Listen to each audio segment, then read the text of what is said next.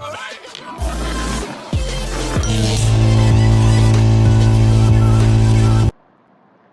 वालेकुम, welcome back to my YouTube channel. आज हम लोग स्टार्ट करेंगे class 9 chapter number 5 biology cell cycle. इसमें हम लोग क्या पढ़ेंगे, हमारे पास मेजर कॉन्सेप्ट जो है वो ये है कि क्रोमोसोम का स्ट्रक्चर क्या होता है, फंक्शन क्या होता है, क्रोमोसोम होता क्या है, सेल साइकिल क्या है यानी कि सेल की डिवीजन किस तरीके से हो रही है, उसके जो दो मेन टाइप्स है वो क्या है, माइटोसिस एंड मियोसिस, उसमें कौन कौन से फेजेस होते हैं और क्यों, क्या सिग्निफिकेंस है इनकी।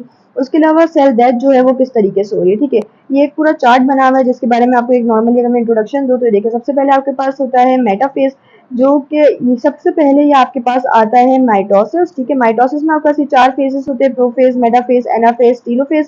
देन फिर ये इंटरफेज पे चला जाता है जो कि है G0, G1, S और G2 फेज। देन फिर यहाँ से आपके पास दोबारा से माइटोसिस स्टार्ट हो जाता है। ठीक है, ये एक जनरली सा एक इंट्रोडक्शन हो गया।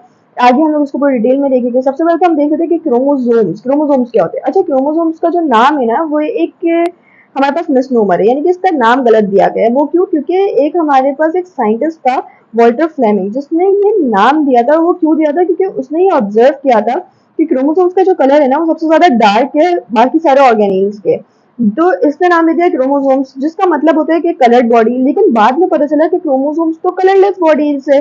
तो ये एक मिसनोमर है, एक मिसकॉन्सेप्ट है, बट ये आज तक यही चलता आ रहा है और यही नाम चलता आ रहा है, आज तक किसी ने इसको चेंज नहीं किया। अच्छा, क्रोमोसोम्स बेसिकली होते क्या है?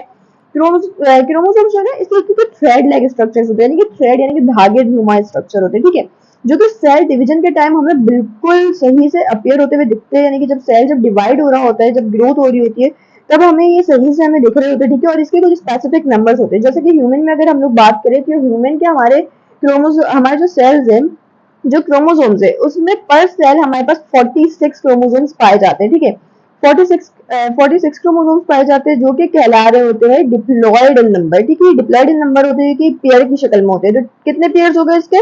इसके पेयर्स हो गए हमारे पास 23 पेयर्स हो गए। ठीक है, 46 हमारे पास सिंगुलर अगर हम लोग देखें, और अगर पेयर्स में देखें तो 23 पेयर्स हमारे पास क्रोमोसोम्स के मौजूद होते हैं। किसमें? हमारे एक सेल में। ठीक है, एक सिंगल सेल, ये हमारा जो है वो पर सेल का हमारे पास क्रोमोसोम होते हैं जो कि फिक्स्ड होते हैं नंबर में, ये चेंज नहीं हो सकता। ठीक है, ये बने हुए किससे होते हैं? ये हमारे पास क्रोमेटिन से बने हुए होते हैं, और ये सिर्फ और सिर्फ यूकैरियोटिक सेल्स में पाए जाते हैं, वो भी एनिमल्स। ठीक है, एनिमल्स, प्लांट्स जितने भी है सब में पाए जाते हैं यूकैरियोटिक सेल्स में। ठीक है, ये होते क्या है? ये जो है ना हेरिडिटरी यूनिट्स, यानी कि जो विरासत जो हमें मिलती है, जैसे कि बोलते हैं कि विरासत में हमें गुस्सा मिला है या फिर विरासत में हमें ये चीज मिली है, मोटापा मिला है, तो ये हेरिडिटरी यूनिट्स होते हैं, ये हमारे कहलाते हैं जीन्स। और ये जीन्स किस में पाए जाते हैं? पाए जाते हैं हमारे क्रोमोसोम्स में। तो ये हमारा मेन यूनिट है। ठीक है, हमारे सेल का। ये किससे बने हुए होते हैं? ये हमारे डीएनए से बने हुए होते हैं, यानी कि डीऑक्सीराइबोज न्यूक्लिक एसिड जो कि डीएनए है हमारा, बेसिक प्रोटीन्स होते हैं, इसमें कुछ हिस्टोन्स होते हैं। हिस्टोन्स भी एक प्रोटीन ही है जो कि डीएनए को रैप करता है और उसको एक शेप दे रहा होता है। ठीक है, ये लेकिन अपीयर कब होते हैं? सिर्फ सेल डिवीजन के टाइम पे हमें फुली अपीयर दिख रहे होते हैं, वरना एक ये नेटवर्क लाइक झाली लाइक बना हुआ होता है, जैसे कि एक स्पाइडर का वेब होता है ना, उस तरीके से बना हुआ होता है कि समझ नहीं आता है कि कौन सा क्रोमोसोम कहाँ पे मौजूद है और कितने क्रोमोसोम इसमें मौजूद है। इनकी काउंटिंग वगैरह, इनको स्ट्रक्चर को देखने के लिए सेल डिवीजन का वेट करना पड़ता है। ठीक है, अच्छा, इसके दो मेन पार्ट्स होते हैं, एक होता है आर्म्स और एक होता है सेंट्रोमियर्स। ये देखिए, सेंट्रोमियर होता है हमेशा सेंटर का पार्ट जो कि दोनों आर्म्स को ज्वाइन कर रहा होता है, ये इसके आर्म्स है। ठीक है, ये इसके फोर आर्म्स होते हैं, और यहाँ पर इसके जो सेंट्रोमियर होते हैं जो कि सेंटर से इसको ज्वाइन कर रहा होता है। अच्छा, अभी जो सेंट्रोमियर्स है ना, इसके बेसिस पे डिफरेंट टाइप्स होते हैं। वो कैसे है कि अगर सेंट्रोमियर ऊपर चला गया तो उसका कुछ और नाम हो जाएगा, अगर सेंट्रोमियर बहुत ज्यादा नीचे आ गया तो उसका दूसरा नाम होगा, अगर सेंटर में तो कुछ और नाम है। ठीक है, इस हिसाब से इसके टोटल 4 कैटेगरी है। एक है हमारे पास मीटर सेंट्रिक। देखे, ये मीटर सेंट्रिक कैसे हो गए? इस तरीके के, ठीक है, इक्वल आर्म्स हो गए इसके, मतलब कि बिल्कुल सेंटर में होगा। देन फिर आता है हमारे पास सब मेटासेंट्रिक। मेटासेंट्रिक है और फिर सब मेटासेंट्रिक है। तो ये हमारे पास अनइक्वल आर्म्स हो गए, यानी कि दो बहुत ज्यादा बड़े आर्म्स हो गए और दो हमारे पास थोड़े से छोटे हो गए, ज्यादा फर्क नहीं होगा। ठीक है, देन फिर हमारे पास आता है एक्रोसेंट्रिक या फिर सब टीलोसेंट्रिक, यानी कि हमारा जो इसका जो हमारा जो सेंट्रोमियर है ना वो बहुत ज्यादा ऊपर की तरफ होगा, दो जो आर्म्स हो गए ना वो बहुत ही छोटे हो गए, दो आर्म्स जो है वो बहुत ज्यादा लॉन्ग हो गए। ठीक है, देन होता है टीलोसेंट्रिक, जिसका सेंट्रोमियर का जो लोकेशन है ना वो बिल्कुल एंड ऑफ क्रोमोसोम्स पे होगी, जिस वजह से ये चार नहीं बल्कि सिर्फ सिर्फ दो आर्म्स इसमें मौजूद होंगे। ठीक है, सबसे ज्यादा यूनिक हमारे पास टीलोसेंट्रिक होता है।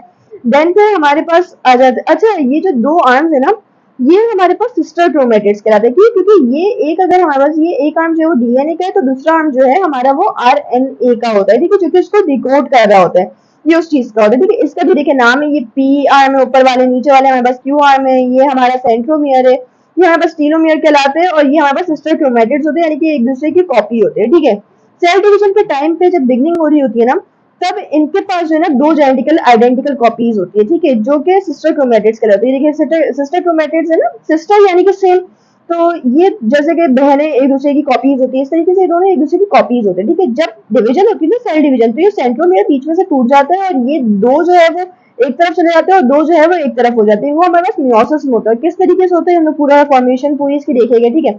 अच्छा, क्रोमोसोम हमारे पास फॉर्मेशन किस तरीके से होती है, ये हमारे यूकैरियोट्स में जो हमारे पास कंपोज होता है ना, वो होता है क्रोमेटिन फाइबर से, न्यूक्लियोसोम से, डीएनए से, ठीक है। इसके पास जो है ना डीएनए मौजूद होता है। क्रोमेटिन क्या करता है कि अलाउ करता है कि डीएनए के मॉलिक्यूल्स को जो ना बहुत लंबे लंबे डीएनए के मॉलिक्यूल्स को न्यूक्लियस में फिट कर सके। अच्छा, ये फिट किस तरीके से होता है, डीएनए के जो मॉलिक्यूल्स होते हैं बहुत लंबे लंबे होते हैं ना, ये राउंडेड स्ट्रक्चर्स में होते हैं। अच्छा, ये डीएनए के स्ट्रक्चर्स को जो राउंड कर रहा होता है ना, वो हमारे पास स्टोन प्रोटीन जो हमने ऊपर पढ़ा ना, उसके मदद के थ्रू हो रहा होता है, ठीक है।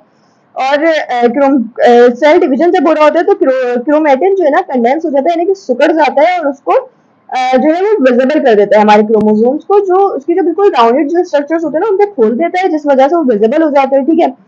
अच्छा, क्रोमोसोम्स की जो शेप है ना, स्ट्रक्चर है, वो throughout the cell cycle vary करती है, यानी कि डिफरेंट होती रहती है, ठीक है। और सेल साइकिल के दौरान क्रोमेटिन मटेरियल जो है वो रेप्लिकेट होता है, यानी कि कॉपी होता है, डिवाइड होता है, और फिर पास होता है उसके डॉटर सेल में। अच्छा, एक सेल से दो जो दूसरे सेल्स बन गए ना, वो हमारे इसके डॉटर सेल्स कहलाते हैं, ठीक है। तो डॉटर सेल्स में हमारे पास ये पास हो रहा होता है सर्वाइवल के लिए, उनकी प्रोजेनी की, यानी कि उनकी जो जात है, उनकी जो नस्ल है, उसकी सर्वाइवल के लिए, ठीक है। और कुछ सेल डिविजन जो है वो रिस्पॉन्सिबल होते हैं किसी जेनेटिक डाइवर्सिटी के, यानी कि कोई ना कोई चेंजेस जब आती है, जैसे कि बात की जाती है कि डार्विन लॉ ऑफ थ्योरी अगर देखी जाए, जैसे हमारे पास एक आती थी Darwin law of theory, 9th class में हमने पढ़ी होगी, फर्स्ट ईयर में आप पढ़ेंगे इसको बहुत ज्यादा डिटेल से। तो डार्विन लॉ ऑफ थ्योरी में क्या बताया गया कि जिराफ के जो हेड्स है ना, वो बहुत ज्यादा लॉन्ग होते थे पहले, बहुत ज्यादा शॉर्ट होते थे पहले, फिर लेकिन वक्त के साथ साथ वो लॉन्ग होने लगे। तो उसमें भी कोई ना कोई जेनेटिक डाइवर्सिटी आई, वो किस तरीके से आती है, सेल डिवीजन के थ्रू, ठीक है। अच्छा, देन हम लोग स्टार्ट करते हैं हमारा सेल साइकिल। सेल साइकिल्स क्या होते हैं, सेल साइकिल जो है ना हमारे पास क्या होता है कि सीक्वेंस होती है एक, जिसमें हमारे पास सेल जो है ना चेंज कर रहा होता है अपने आप को डिवाइड कर रहा होता है कि दो सेल्स में, ठीक है।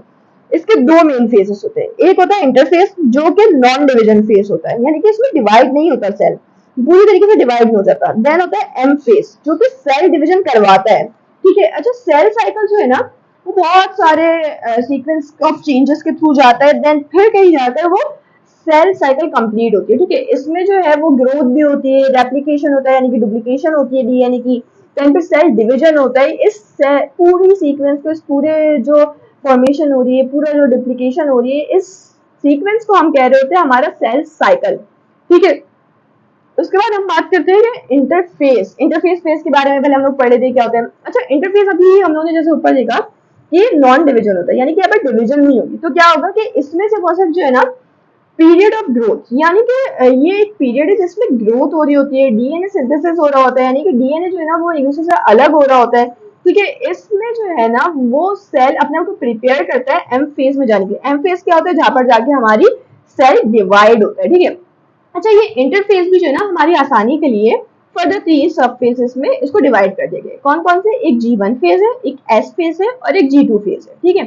ये फेजेस किस तरीके से होते हैं, G1 फेज क्या है, गैप 1, ठीक है, गैप 1 फेज है। इसमें क्या होता है कि एक्सटेंसिव मेटाबॉलिक एक्टिविटी होती है, यानी कि मेटाबॉलिक एक्टिविटी जो है ना बहुत ज्यादा हाई पे होती है, ठीक है। इसमें क्या होता है, इसमें सेल ग्रो करता है साइज में, स्पेसिफिक एंजाइम्स इसमें बनते हैं जो कि बाद में जाकर सेल डिवीजन में हेल्प कर रहे होते हैं। देन फिर बेस यूनिट्स बनती है कि डीएनए सिंथेसिस किस तरीके से होगी और डीएनए के कितने पार्टिकल्स उधर मूव करना और इधर मूव करने, ठीक है, इसकी बात होती है। फिर G1 जो फेज है ना वो जी नॉट फेज में चला जाता है। क्यों, क्योंकि जब सेल की ग्रोथ जब बिल्कुल कंप्लीट हो जाती है, यानी कि वो रेडी है कि डीएनए की रेप्लिकेशन की जाए, यानी कि डीएनए को डुप्लीकेट किया जाए, और लेकिन किसी और वजह से, लाइक हमारे पास आगे जाके सेल के डिवीजन रोकती है या कुछ भी है, किसी डिजीज की वजह से या किसी भी वजह से हमारे पास सेल की ग्रोथ नहीं करवानी है अभी, तो ये जी नॉट फेज में चला जाता है। उसमें क्या होता है, उसमें हमारी सेल साइकिल जो है स्टॉप हो जाती है, ठीक है। और उसमें ना ही रेप्लिकेशन होगी डीएनए की, ना ही सेल ग्रो करेगा साइज में, ना ही कोई एंजाइम्स उसमें सिंथेसाइज होगा, और ना ही उसमें डीएनए एक्यूमुलेट होगा एक जगह पर, ठीक है।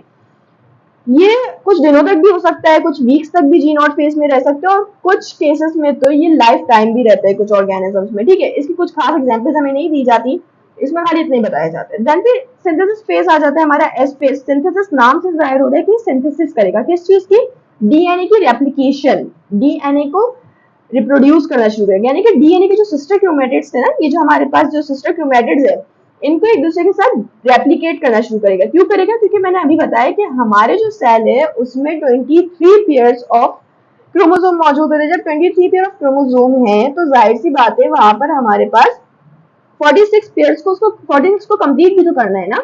और अगर एक में से अगर सारे अगर वहां पर चले गए तो फर्स्ट सेल जो था वो बेचारा खाली हो जाएगा। तो इसीलिए दो सेल्स में डिवाइड होने के लिए वो रेप्लिकेट होना शुरू होता है डीएनए, ठीक है। और फिर वहां पर जब क्रोमेटिन मटेरियल जब डुप्लीकेट हो जाता है ना, तो चला जाता है ये G2 फेज में, गैप 2 फेज में, जो कि हमारे पास प्री माइटोटिक फेज भी कहलाता है। अच्छा, माइटोटिक फेज, एम फेज जो हमने ऊपर पढ़ा, वो माइटोटिक फेज होता है, यानी कि माइटोसिस स्टार्ट होती है। माइटोसिस क्या थी, एम फेज क्या था हमारे पास, एम फेज था जिसमें हमारा सेल डिवाइड होता है, ठीक है।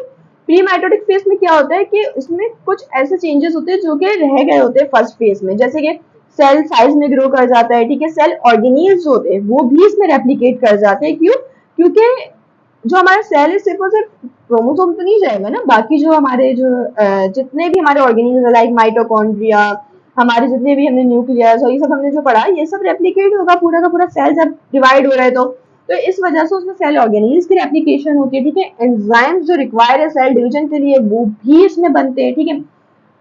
देन फिर हमारा स्टार्ट हो जाता है माइटोसिस फेज। माइटोसिस फेज क्या होता है और किस तरीके से इसको डिवाइड किया गया है, कितने फेजेस में डिवाइड किया गया है, इंशाल्लाह इसके बारे में हम नेक्स्ट वीडियो में बात करेंगे। तब तक के लिए अल्लाह हाफिज। मेरे पेज को फॉलो करना ना भूलें।